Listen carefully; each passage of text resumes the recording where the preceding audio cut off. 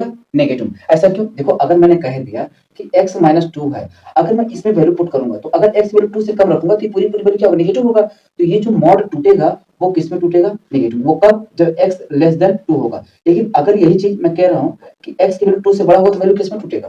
किसमें टूटेगा? पॉजिटिव में।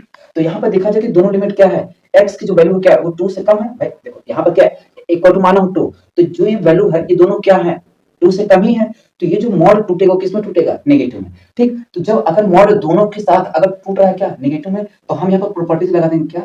Minus a to a f of x dx equal to limit 0 to a f of x dx। ठीक? और अगर ये मान लेते कि दोनों नेगेटिव ना होता, मान लेते अगर दोनों सेम प्रॉपर्टीज नहीं यूज होता वैसे, तो हम क्या करते? तो इसको बाई पार्ट में एक-एक अलग-अलग पार्ट में ब्रेक करता। ठीक? लेकिन दोनों के साथ एक ही ट्रीट कर रहा है, तो हम इसको क्या करेंगे? इस तरह की प्रॉपर्टीज लगा देंगे। तो i इक्वल टू क्या हो जाएगा? 2 लिमिट 0 टू a। अब ये हो गया क्या? 1 mod of x minus 2 upon x minus 2। बात समझ में आ गया नहीं? अगर नहीं भी आया तो कोई दिक्कत नहीं, ये प्रॉपर्टीज नहीं लगाओगे तो फिर भी आंसर सेम आएगा। भी दोनों तरीके हो जाता है। ठीक? पहला तरीका, अब अगर लिमिट ये देखो ये 0 टू 1 हो गया, लिमिट हम पास करेंगे तो फिर वैल्यू कैसा आएगा? नेगेटिव आएगा। तो i इक्वल टू कितना हो जाएगा? 2 इंटीग्रेशन 0 टू 1। अब ये पूरा का पूरा टूटेगा किसमें? नेगेटिव में। तो x minus 2 upon x minus 2।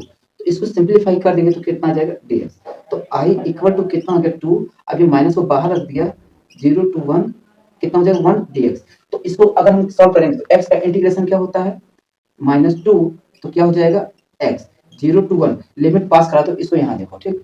तो क्या हो जाएगा? i equal to minus 2 upper limit कितना हो जाएगा? Upper limit 1 minus 0।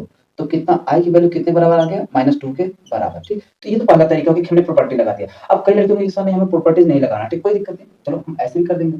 तो लिमिट माइनस 1 टू 1, ये पहला तरीका। दूसरा तरीका, ठीक? अब हम करेंगे भैया एक चीज बताओ कि माइनस 1 और 2 सॉरी माइनस 1 और 1, क्या ये दोनों माइनस 1 और 1 क्या ये 2 से बड़ा है ज्यादा है? मतलब 2 से छोटा है बड़ा है? छोटा है। तो अब ये जो मॉड टूटेगा किसमें टूटेगा? नेगेटिव में। किसमें टूटेगा? नेगेटिव में।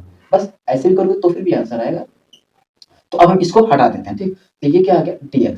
तो देखो ये कहीं ना कहीं इससे कटा तो कितना आ गया? Minus 1 to 1 1 dx। तो 1 का इंटीग्रेशन क्या होगा? 1 का इंटीग्रेशन x होगा।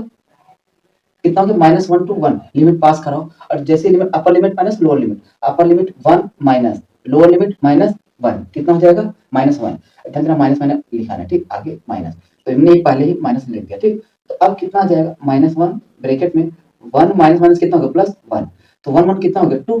तो कितना गया? माइनस 2। तो चाहे ये वाला तरीका लगाओ चाहे ये वाला तरीका, दोनों से आंसर क्या आएगा? सेम आएगा। ठीक?